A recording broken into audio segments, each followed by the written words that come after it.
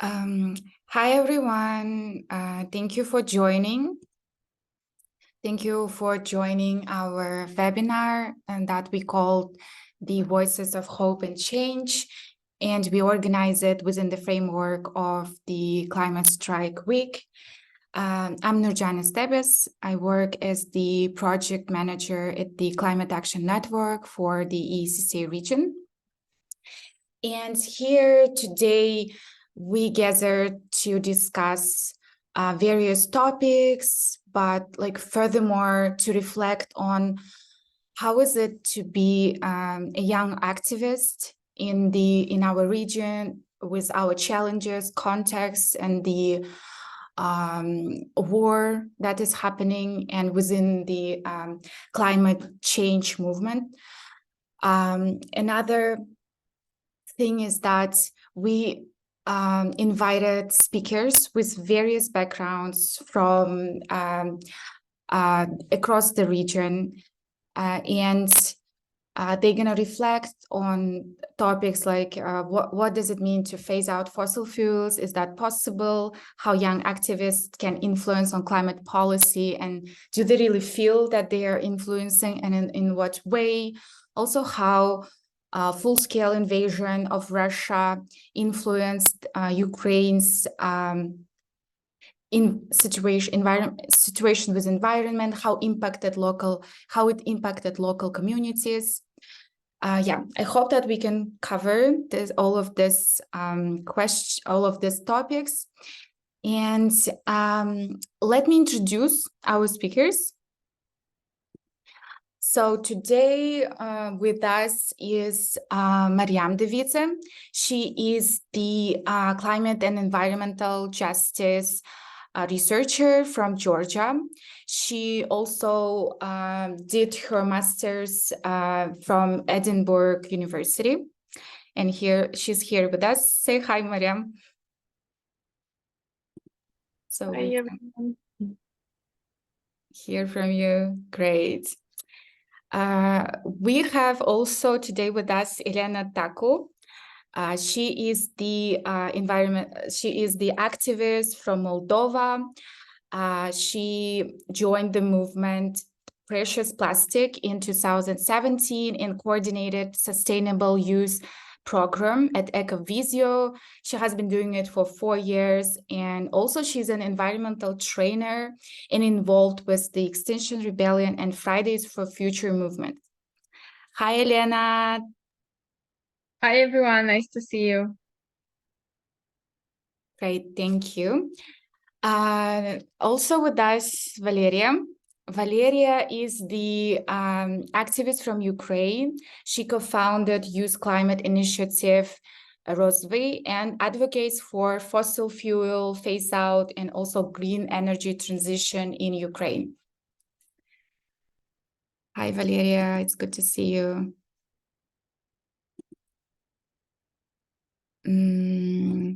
I think Valeria might have some connection issues. I hope she will be back with us. And we have Jamila Koshek. Jamila is the activist from Kazakhstan.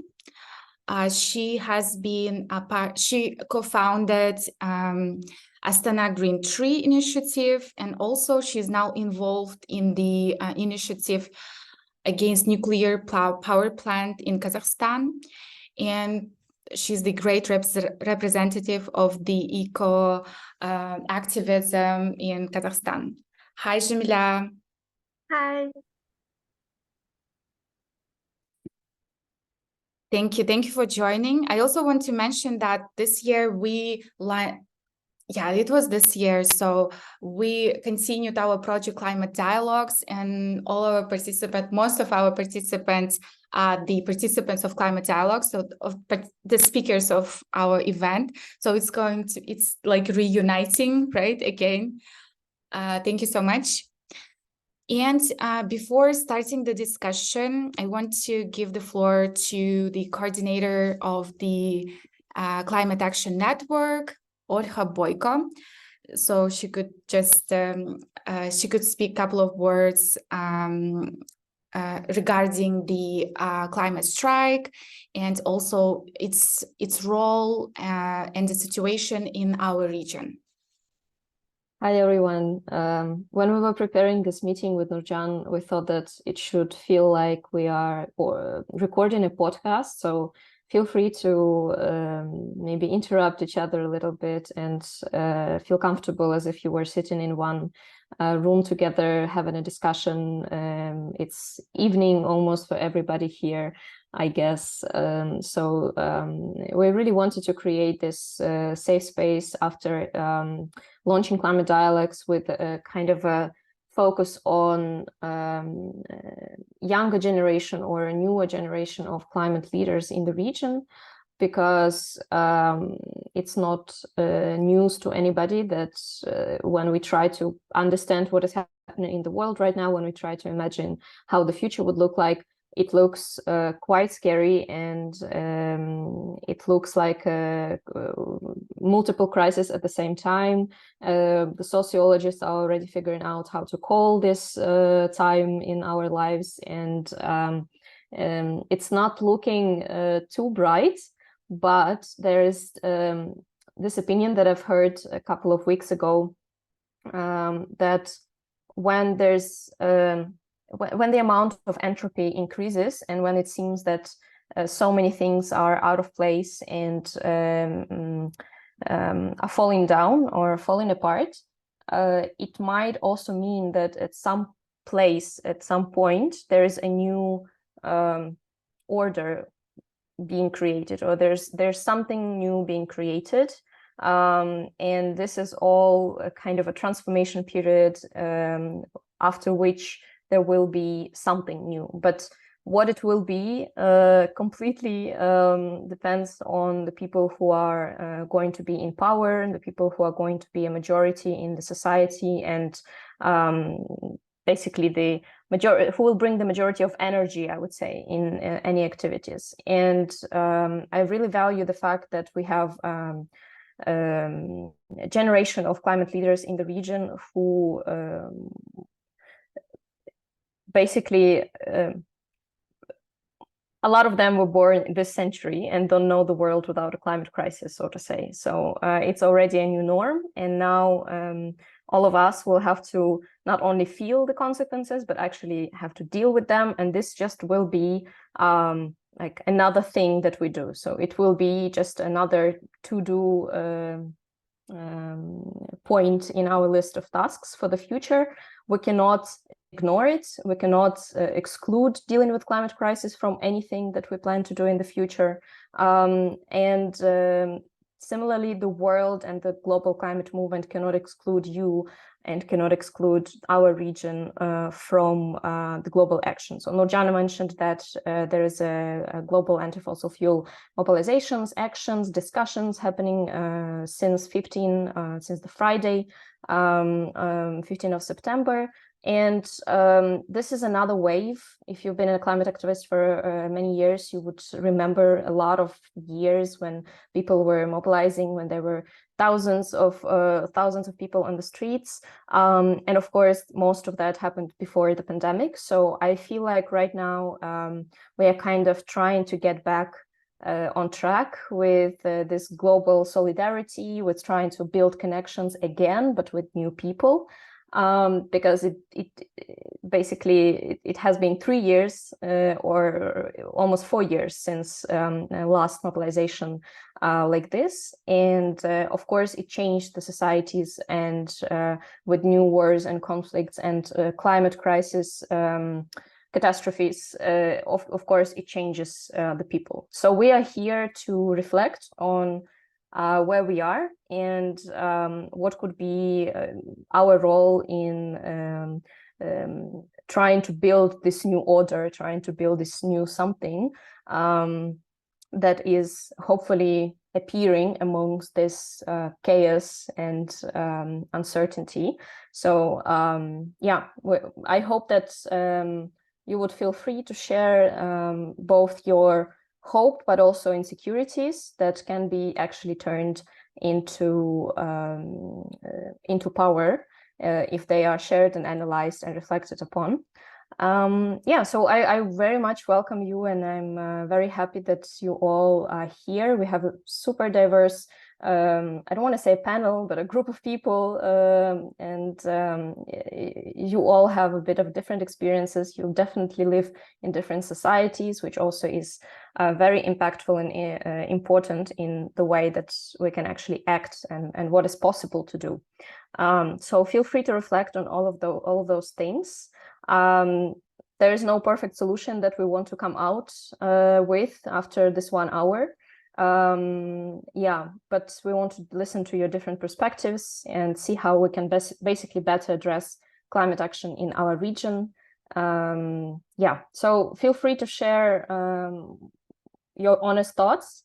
And if you have any suggestions for how to change the way we deal with climate crisis in the region, that would be super valuable for us as well. So thank you so much. I'm here with you. Yeah, Nurjan, back to you. Thank you, Olga. Thank you so much for your kind words. I wanted to share with you that we are providing the interpretation, so from English into the Russian. And if you feel more comfortable, you can switch the channels. So there is the channel English or Russian. So you can choose Russian, and there is the interpreter. Also, it would be great if you could introduce yourself in the chat. So what is your name? Where are you coming from? What is your role or involvement in the climate activism, climate movement in your region or in your country, community? It would be much appreciated. Yes, thank you. I think that we can get started into the discussion. And my first question to our panelists, to our speakers is that, could you please share how is it like, first of all, what brought you into climate activism, into climate movement, research, campaigning, advocacy, right? Like we do all of this work. And how does it feel to be a young climate activist within your context, within your country, community, and what kind of challenges you face these days? Yes, these are the questions that I wanted to bring.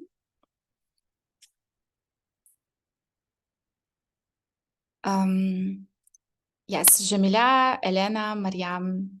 Yeah, I can start. Jamila. So I'm Jamila again. I'm volunteering in ecosphere from the 15 years old, I guess. And it was kind of difficult experience for me, since in our society in Kazakhstan, in our culture, we have that ageism problems. That also it's of course patriarchal system. And when I'm as a 15 years old young girl want to do something, I must always to show them to our governmental workers that I can do that really better than other boys or men or something like that. But I'm in eco-activism from, I guess, childhood, since my childhood was near the Caspian Sea, and I could see that every summer it becomes worse and worse, and I decided to do something with it. I decided that I want to help to improve situation in ecology in Kazakhstan. And the only thing that I could do at that time is just planting trees in Astana and making some these subbotniks, like cleaning days with my friends. So yes, thank you. Thank you so much for sharing I may continue on this. I also started, I didn't start first as a climate activist, but I first was kind of like an environmentally friendly person. So I organized a couple of cleanups in my town and all of that. However, and why I did that, just because I was seeing all of those pictures, all of those videos with the pollution that people had created, and I was really scared with the scale, and I was really scared for my future. But I think at that time it was on a very superficial level, but just because I didn't realize how the environment is also connected with all of the aspects in our lives. And I think when I already became a climate activist and kind of dived into all of the like, you know, the global context of all of this and what consequences may be, I got really, really scared for my future. And I think why I am a climate activist is just one of the ways how I can kind of, you know, control the situation at least a little bit, do something on my side to like, you know, to have that hope for a safer future. And I think with the war in Ukraine right now, this is kind of like, this hope is a little bit less, but I still tried to stay positive, though it sounds really, really trivial. But yeah, I just think of all of the consequences, environmental ones and social ones. There are a lot of them, and I think on my part, at least what I can do is just continuing with the climate activism. So I think that this is just, I think that being an activist helps me to not lose that hope that I want to have. Yes. Thank you. Thank you so much for sharing.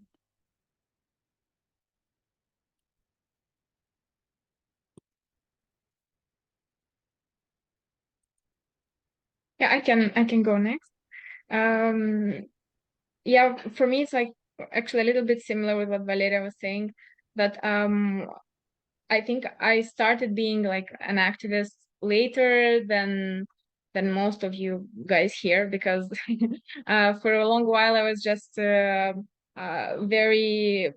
cared a lot about the nature around me, because I grew up near a forest, and I remember all this connection that I had with the trees, and the fact that I was certain that at some point they will be cut, and that was heartbreaking.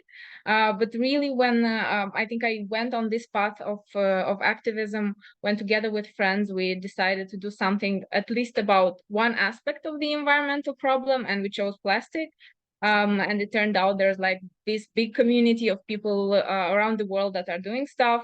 But when it really hit me with climate change and the climate crisis, I think it was actually with Fridays for Future, because until then, yeah, I knew there was climate change and I could see certain, you know, problems happening, but really it hit me then the enormity of the problem and how it affects all areas of my life, basically. And yeah, I think that's the moment when I became like fully fully you know, when I went through all the stages, like the grief, the rage, the denial, the depression, and now I'm at the stage of finding hope in action, as Valeria was saying. And especially in my work as a trainer, working with other youth that are active and that, you know, are doing stuff and are not allowing others to tell them that they cannot change anything. That's the part that also brings me a lot of hope.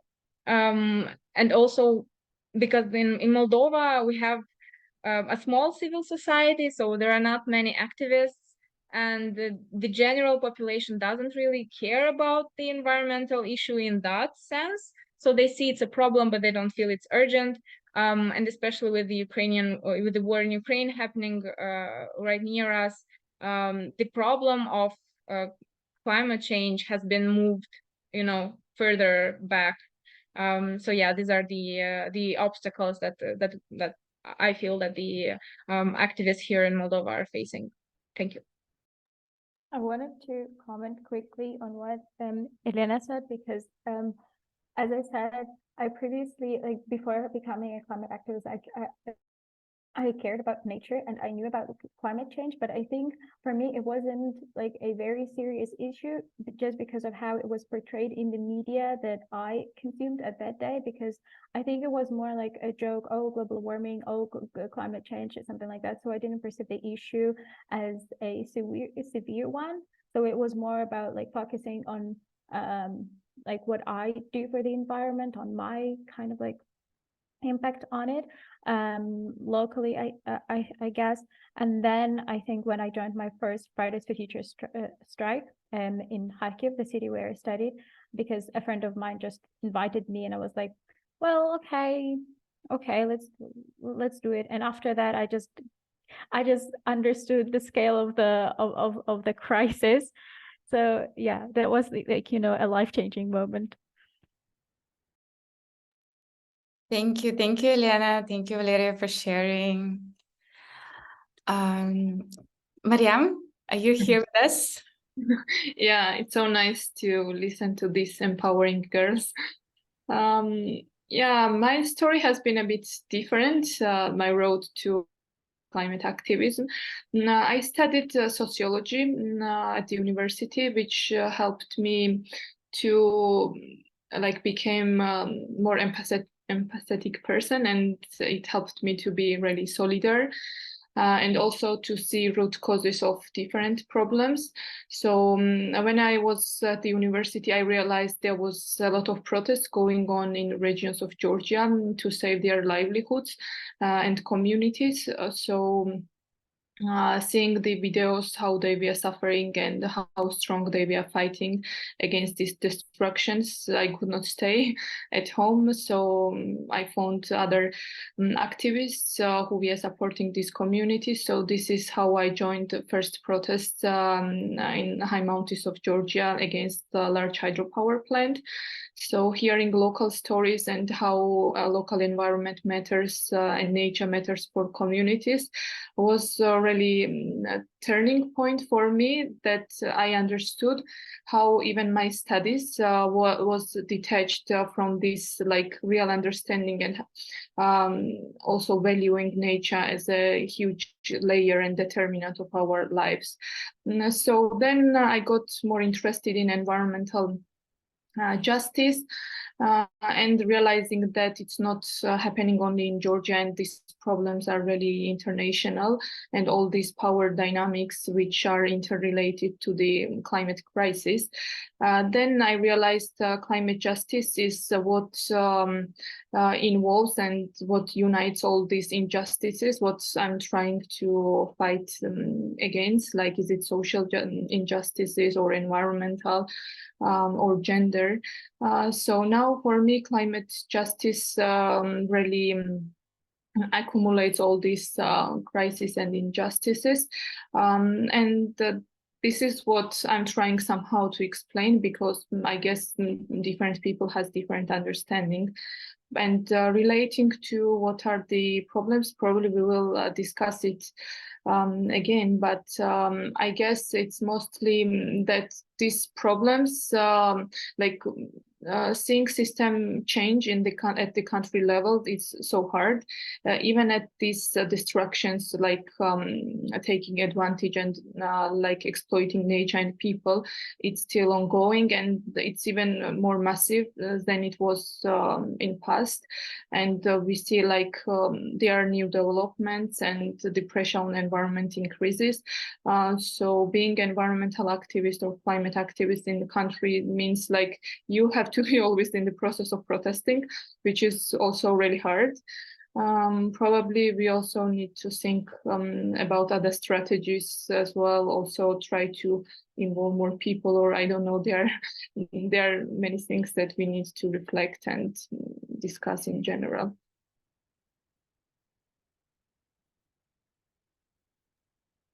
Thank you, Mariam. Thank you for sharing. Yes, this is really important to understand the intersectionality, right? And then how these issues of the race and gender, and they influence also within the and there are groups that are like more impacted by climate change.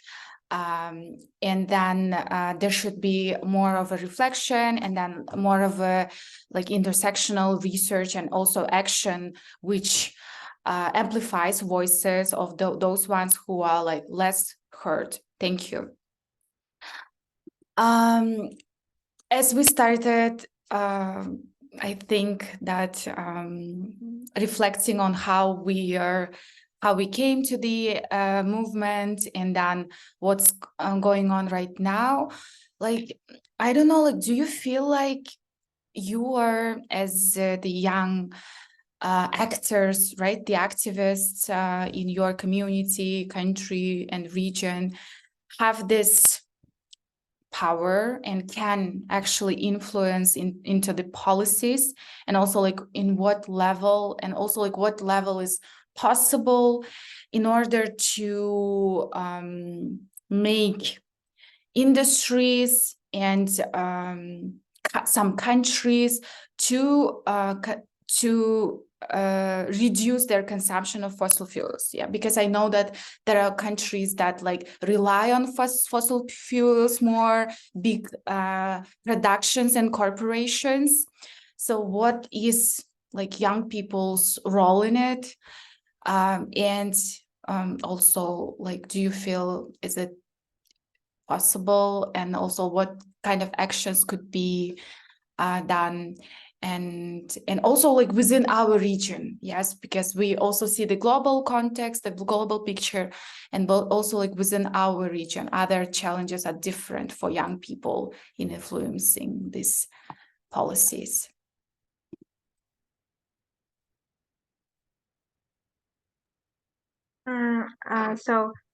You know, I think that all of you know that Kazakhstan is like really a big.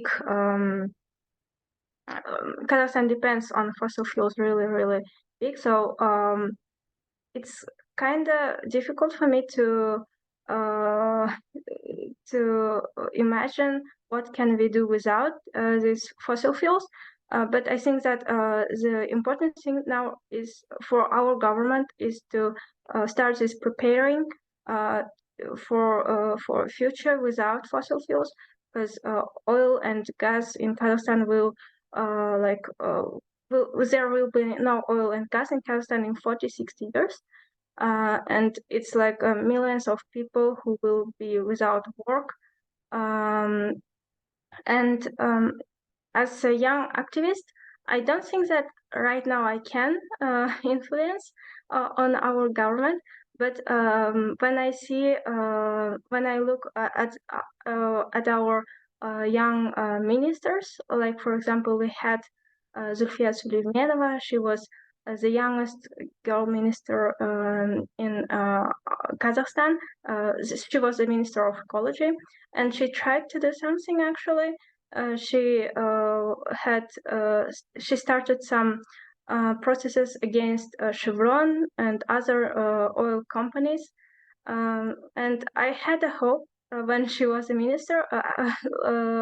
She's not a minister right now, but she's still in government. I guess that today she became советник. I'm not sure how. Counselor. Counselor of President in ecological questions, Kazakhstan. So, and I know that she was responding in her Instagram in direct when you ask like what Kazakhstan will do in that process, and she was responding to our climate activists. So yes, I hope that in at the future we will have more such ministers, and we will also be able to become one of them. Thank you for sharing.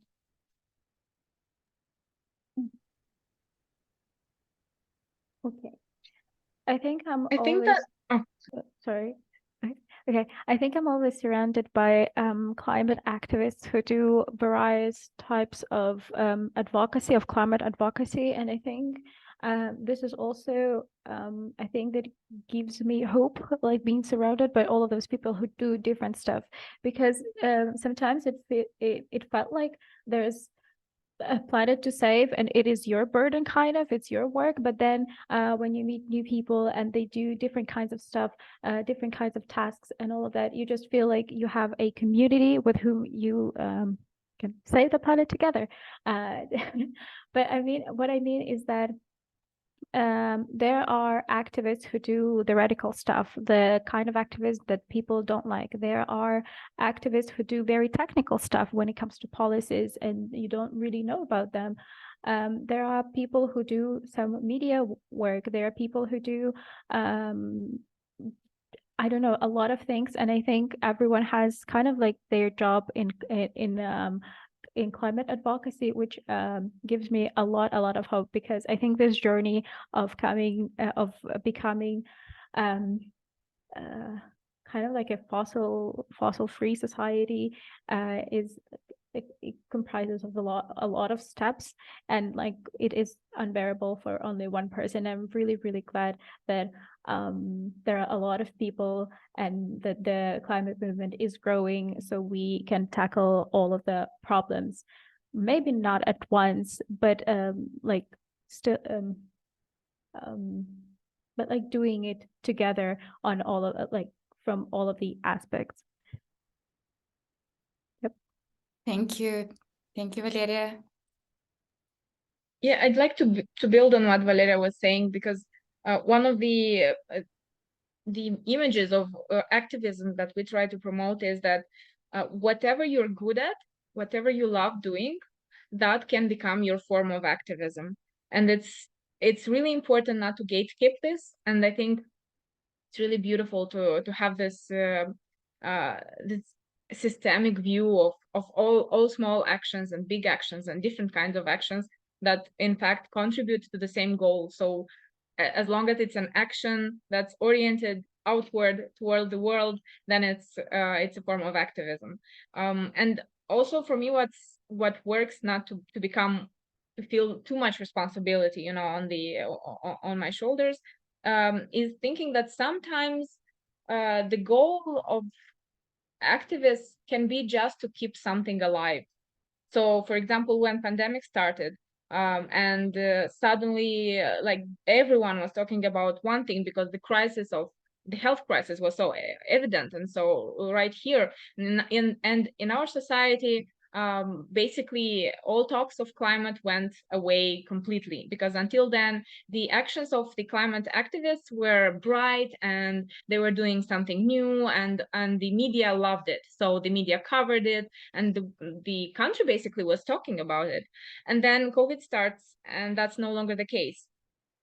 And then the goal of the movement is not to push the changes, because they're not possible now, right? There's a lot of resistance, there are other processes happening, but it's to keep alive the message. And then you do different kind of works like media, you make posts about it, you make drawings, you make posters and stuff like that.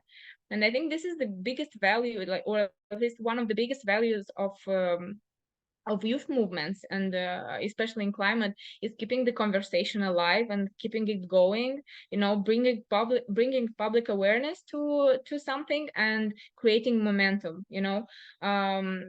People underestimate how much good public conversation can change eventually, because unless more people are talking about it, and we need to be really loud about it, and the more people are loud, then that means that the chances that politicians and administrative figures will actually do something are bigger. So we basically amplify our voices when we talk about it in all different ways. So that's protests, yes, but also you know, the same, like just talking, organizing debates, organizing workshops, and all these forms are all valid. And yeah, and it's just important, I think, to keep in mind that we do the best we can with what we have, or else it's a sad picture. Thank you. Yeah, thank you, Elena. I think, yeah, I also like share your thoughts about that. The activists are the ones who they keep the conversation going, and then I think that nowadays it's really particularly challenging because with all of this information flow, right? That like there is so much information, and it's really at the same time it's a good opportunity with with social networks to keep people's attention, to catch their attention, and then like to so they so there is a huge discussion, but then like there is another information, and then there is another like news that is popping up, and then it's like hot topic, and then for example the climate issue, then it's just on the second and third place. Yes, so yeah, thank you so much for sharing. Dali, you raised a hand. Yeah, thank you, guys. Hello, environmentalists. Actually, I agree with Elena. Too much is needed. That not only protest is the form of it. We need to do a more awareness campaigns also, and population to have a proper understanding, even when they are charging their mobiles. My friends are left the charger, yes, sometimes, and how harmful is it to the environment, yes, and to the global warming. And we must do some more awareness campaigns, and also by policy levels, as I am working on one part of the governmental organization. Now in Georgia, we have we try to change a law and somehow to do the new law with EU legislation, and we have some ongoing projects. And also we have a lack on doing researches, more researches and funds, because you know what I'm talking, because we need somehow we need the population to follow us, yes, and how to allow population to follow us. One point is them to know that they will have some problems with health, yes, for example, cardiovascular diseases will rise, asthma, and so on, and that vulnerable groups will be under the risk zone, and so on. And I think that awareness campaigns are very important also. And also protests, they must be like balanced, I guess. Yeah. Thank I you. don't know if Maria will agree with me. Georgia case. Thank you for sharing, Dali. I see that you're also a health expert, right? And then how it influences, I mean, the climate change impact on. Yes. Thank you. Yeah. Mariam? Yeah, I just wanted to, if you have time to spend on Yes, this. sure. Question. Yeah, thank you, Dali, for mentioning the importance of awareness raising, because we see like there is high conscious about environmental issues in general, and people are really sensitive related to how natural resources are managed, and we see like there is aggressive privatization, and people really care about it. But in terms of climate, we don't see that many people are aware, at least, that linkages between different aspects to climate, and that's why it's important, and our mobilization probably also increases the awareness and visibility of these problems. But about youth in general, I don't think that in my country youth people are valued. So my friends, like so many young people, are leaving our country because of lack of opportunities, perspectives, and a lack of realization of their needs. But hopefully new generation, like we see, their values are closer to environmental mindsets and appreciating nature. So I have hope that there will be more young people like speaking about these issues and trying to create some kind of positive changes.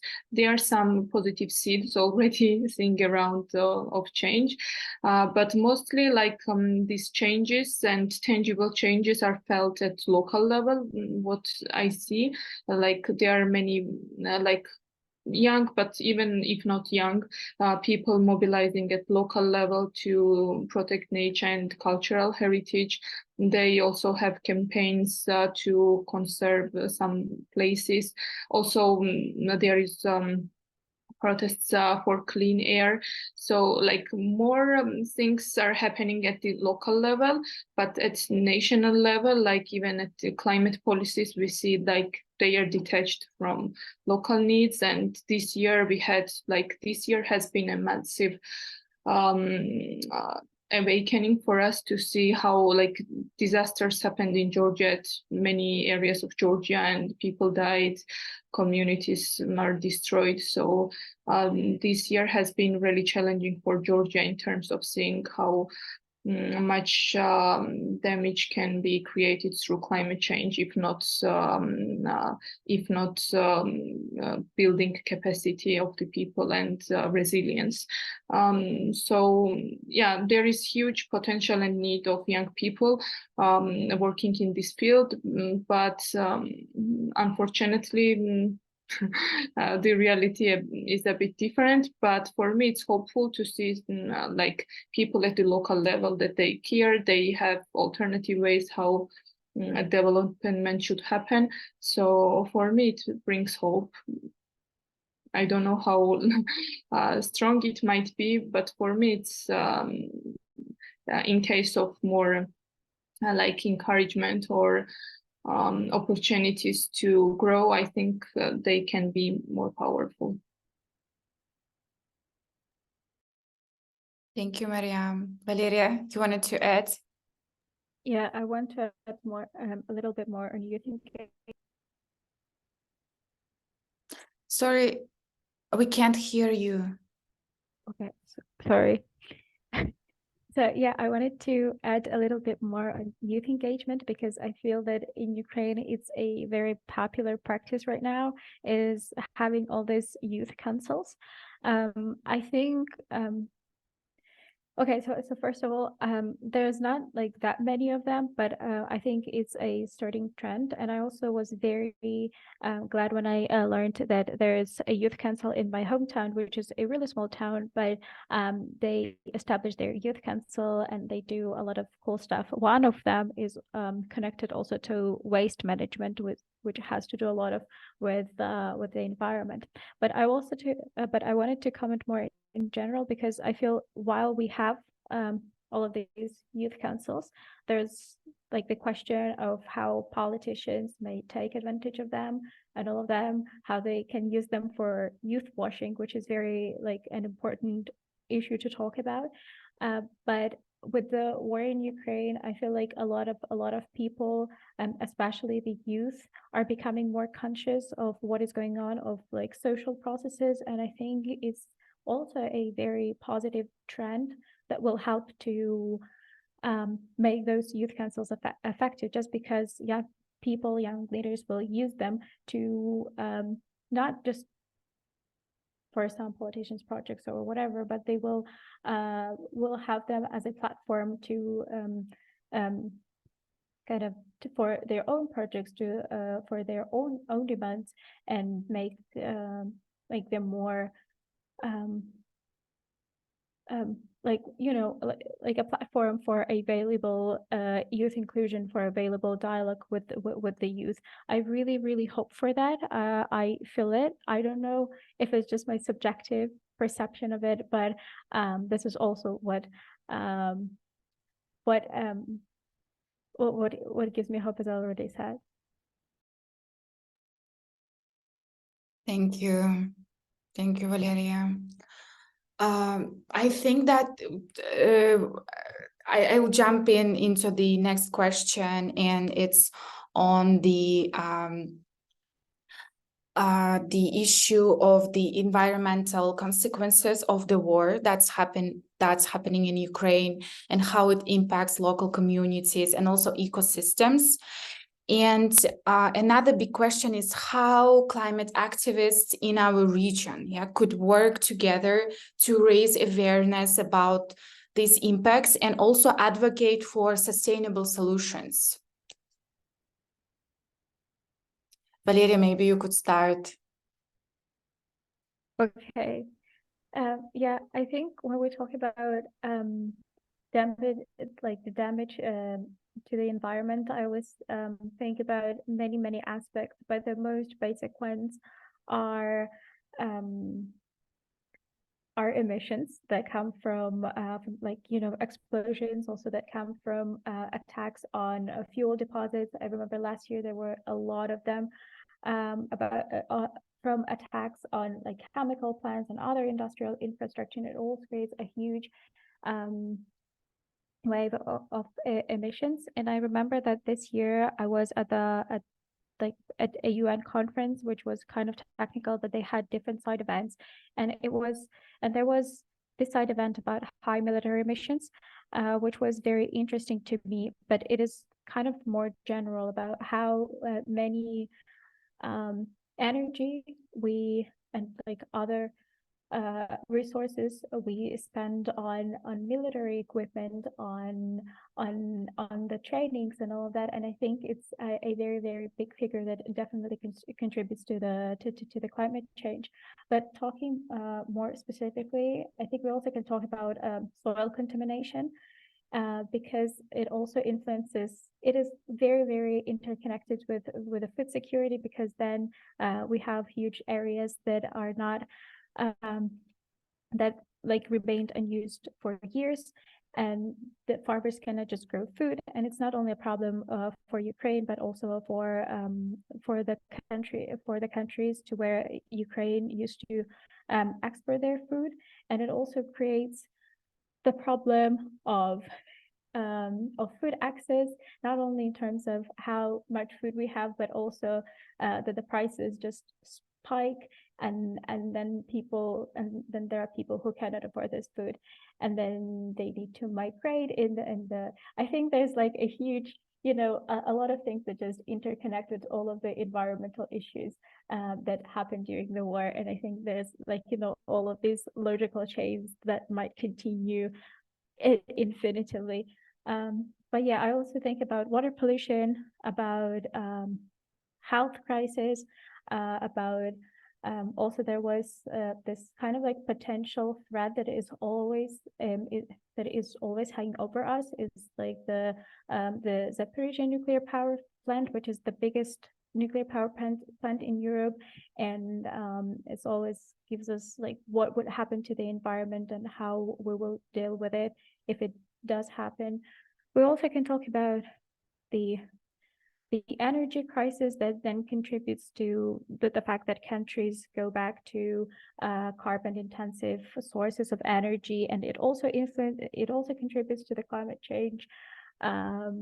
We also can talk about the Black Sea, which is also maybe true for Georgia, because I remember that I read somewhere that during the Russian aggression in Georgia back in 2008, there was like oil spills and all that. It definitely contributes to the water pollution in the region. And I don't know, I think there are just a lot of aspects to discuss when it comes to the environment and what consequences it has for local communities, for people, and just in general. Yeah, actually, it like in general, we're all proud of Ukrainian people, and one of the things what makes us proud of them is that they don't say that it's not time to speak about environment, and environmental damage is not important at this stage, and they are not waiting for the peace to start discussion about this. So, and I really appreciate this discourse that they are saying, yeah, it's right time, and it's about environment as well. And referring to environmental damage, actually, what just to add what Valeria said, and what I can recall from this summer, when Russia exploded this dam in sorry, I can't remember the name, but in Ukraine, and this huge dam exploded, and huge mass of water came through whole Ukraine and went to Black Sea. So we saw huge like danger through like polluting whole sea and like neighboring countries, and we didn't know how to deal with it. And the resort like coastal cities, which used to be like resorts, so many people avoided to go there this summer, because like our agency, I don't know, Dali probably might know it, but we are promised that the water was safe, but no one knew, and people didn't trust that. So, and these environmental issues has been always along this war really challenging and important to follow. And now we see like there is also conflict escalating in Karabakh. So this like this order, which what Olha mentioned in the beginning, and whole like what we see around us, chaos and conflicts, makes our lives even more difficult and finding solutions. But yeah, that's good that at least we are like having this space, and we have this willingness to somehow deal with all these crises somehow. Yes, I remember. It's very weird that I didn't mention the Kakhovka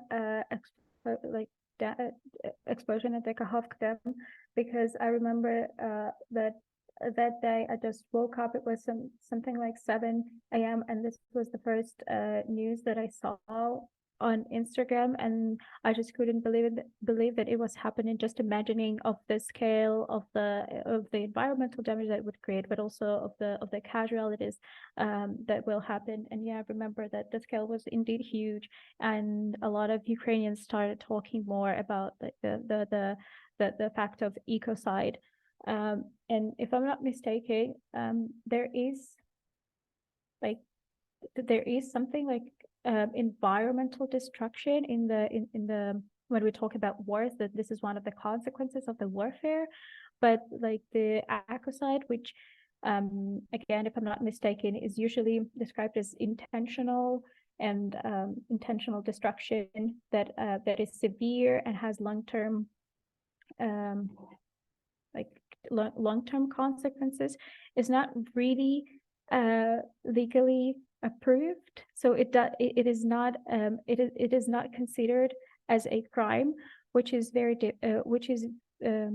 kind of then makes it a little bit harder to to make Russia be responsible for what it did. And I think what the Ukrainian society does, and a lot of institutions, is that they gathering all of the evidence. So they gathering all of the evidence and just, I'm sorry. I think there's just a lot that happened. That was a very devastating event. But again, well, okay. Yeah, we really want to hold Russia responsible for what happened, and I think the Ukrainian society does a great job of gathering all the evidence, and we hope that someday ecocide will be recognized as a crime. They will give a legal definition of it, and then we will prove that what Russia did was intentional. Yeah. Mm-hmm. And I have this poster here of Stop Ecocide of this moment. Thank you. Thank you, Valeria, Mariam. I just wanted to also hear from Valeria, I guess, because like how we are as like activists, as the things that we do in our places, like how we could help raise awareness on the ecocide in Ukraine, because like whatever, for example, I am in my role in Climate Action Network, I know that we have the strategy on like, and the communication, but also like I try to share on social media, and then like what else we could do. Maybe I would say that maybe reflect more on the past of your countries, and maybe to notice more what Russia is like a like a colonizer did to your countries, also like from the aspect of environment, just so we can collectively reflect on all of that. And I think it contributes a lot to what we how we perceive the environmental damage, but also to what consequences it leads. So for one side, it's really good. It's really nice to see that people from our region share of all those stories about the countries, but I think we'll also have a lot of other things to remember, and just to keep them in mind when we talk about the aggressor.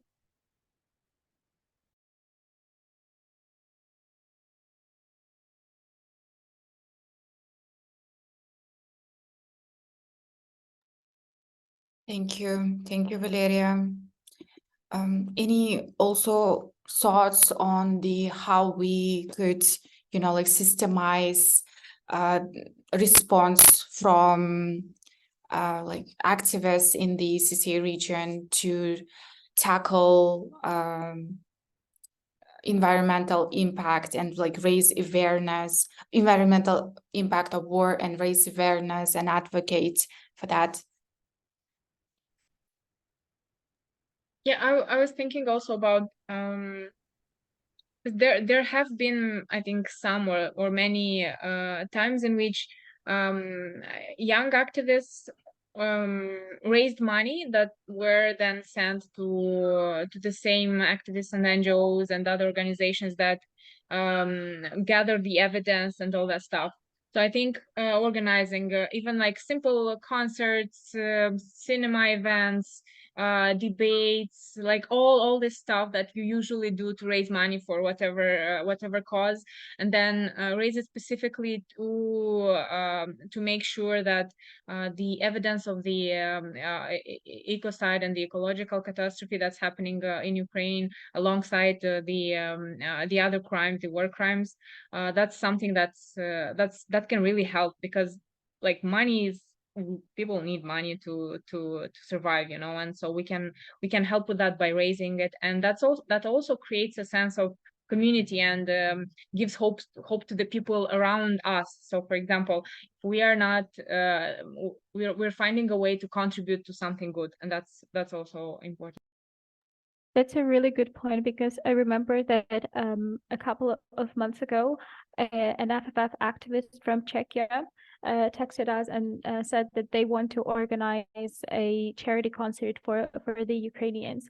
And it was really, really nice to hear, because again, when it is the second year of the full-scale invasion, it just gives the perception that people don't okay, I kind of said that they don't care, but they do not talk about it that much. And when you have someone who just texted you out of the blue, like you are not like in constant contact with them, but saying this nice thing, it really, really helps. But I also want to say that maybe when you organize something, it's really important. But if there's any opportunity to engage Ukrainians also in those events, it also it is also a nice thing to do.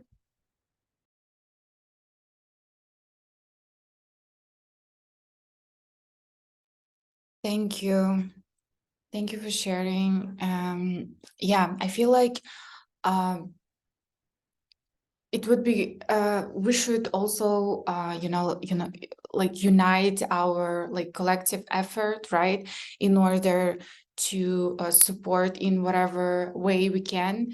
And like the our region is so unfortunately under like war, and then there in some places war conflicts, and then for young generation, it is really important to unite and also like maybe strategize on a more like systemic level, the documenting and also like raising the funding and shifting attention, like global attention, because like again, this in the world where is so much information, it's difficult, but it's possible to do it if there's gonna be like more united effort. I think we can like slowly conclude on that because there was already 1 hour.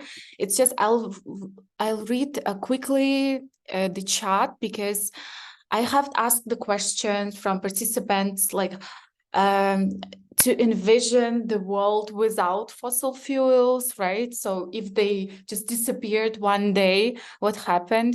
And then Maksat wrote that the world would get greener, we would apply renewable energy from natural sources that can replenish themselves as wind, solar, or hydroelectric. Thank you. Yes, this is, I think that what we are all striving for, like we set our goals and then going for there. Eliana, combination of everything we have. Right. Yeah, if I can also add about like envisioning a future. I think this is one of the most important things that we can do now as well is provide an alternative. So helping people see how the world could look. For example, even when we talk about car-free cities, right? At first, when I remember when I first heard about that it's like a concept it's possible to have towns and cities without cars, and even though at that time I was already involved in environmental action, it seemed so strange to me that I was like, wow, that's too extreme, that's not possible, you know. And I'm thinking about how providing alternative visions to the world the way it is now can help people be more willing to accept policies, to get involved in action. And for that, I don't know if you know about the movement solar punk. So there's cyberpunk, in which everything is kind of like bad, but then you have the solar punk. So it's a way to envision a world that's more horizontal, that's more about communities, and that's about permaculture, and you know, how the sun shines like no matter your gender and your race and all the aspects that influence our lives. So it would be a future that's anti-capitalist, that's more democratic, and that's and you can create works in fiction, in drawing and music and all that, to contribute to a common artistic vision, because most of the times the future first needs to be envisioned, so that we don't just move away from fossil fuels, but we have to move towards something. And yeah, that's my invitation to you to also try to spend some time envisioning a future without fossil fuels and with something good in it. Yeah, I wanted to answer a little bit more specifically to fossil fuels, although I do agree with Elena because it's kind of like a mindset shift. But talking about fossil fuel, so we understand that we cannot become a fossil-free world tomorrow. So it will take some time. And I think when we talk about renewable energy, right now, this concept, like the concept of fossil fuel, of renewables, sorry. So when we talk about renewable resources, they are flawed indeed. They have their cons, but I think especially when it comes to how we can store all of the electricity, and then how we can transfer it. But I think with the technology developing, it is a problem that is currently being solved. We don't know exactly how much time it will take, but it will I want to believe that one day it will happen. And a month ago, I had a conversation with a person to whom I told that I'm really worried about water access, and she didn't really understand what was my concerns were. Like, what can happen to water, because she believed that there will be some kind of like technology and that will help us to produce like water, even like she believed even in a completely different substance that we can with which we can substitute water, but she didn't believe in all of the technology that will help us to have a fossil-free energy system. And to me it seemed a little bit weird, because for me looking for a substance that will completely substitute water is kind of more difficult than developing the technologies that we already have. And I think it's really interesting to see what exactly will be done in the future, like what will be developed first. Yeah, and it's not when I envision like future, it's not. I really like this ideology of another world is possible. We are all worlds fits in. So for me, it's not one uniform world there where we have same lifestyles, same ideologies, and also like in what was also mentioned about capitalism, it's based on consumption, and if not like fossil fuel, capitalism will try its best in the market system to exploit nature and build renewable energy systems. Of course, renewable energy we see like it's some kind of solution, but it's not only solution. And it's also based on exploitation of nature and people. So in case the consumption is increased and increased, renewable energy will not be enough to meet the demand of the people. So yeah, probably it's about changing lifestyles, but it's also about decolonizing all these systems in the world and going local. Of course, in our region, like in every country, this picture will look different. It's really different than from global north. They have like different systems and they already exploited too much resources global south, and they have to pay for it. And then what where my thoughts go is about like collecting all these alternatives, what Elena just mentioned. And there are so many groups already in global north mentioning degrowth theory and that they need to start degrow. And for me, it gives me hope.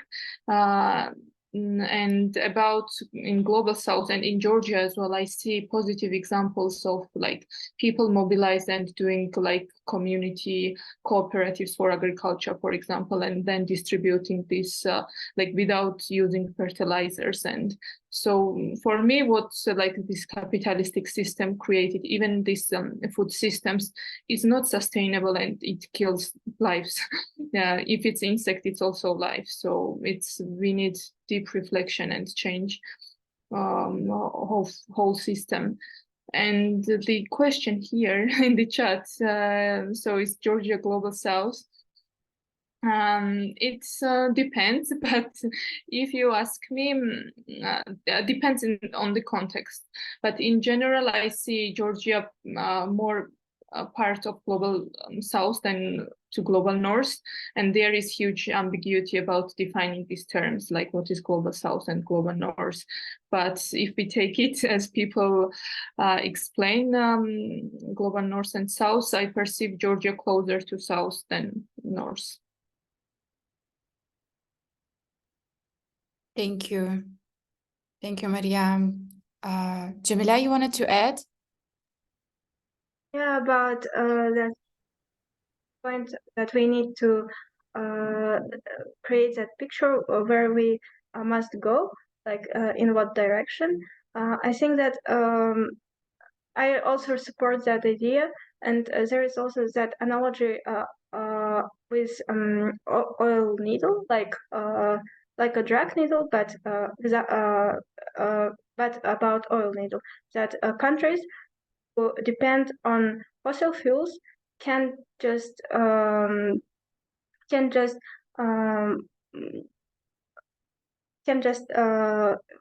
go away from that fossil fuels because they are addicted to them.